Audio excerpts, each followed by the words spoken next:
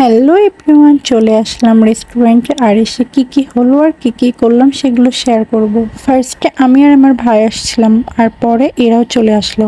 আর এরা আসলে অনেক খুশি হয়।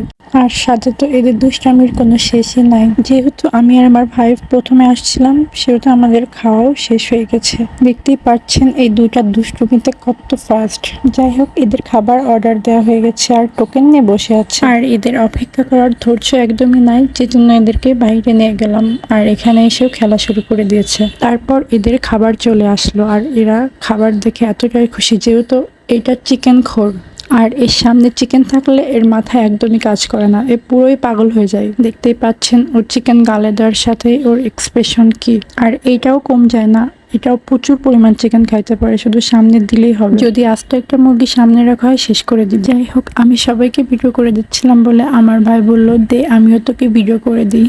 আর আমি আর আমার ভাই এসে এই দুটা খাবার অর্ডার করছিলাম, আর এই দুটাই ছিল অনেক ইয়াম্মি। খাওয়া দাওয়া শেষ আর এদের মজা করাও শেষ। এখন বাসায় যাওয়ার পালা। আর এই ভিডিওটা এই পর্যন্ত, টাটা।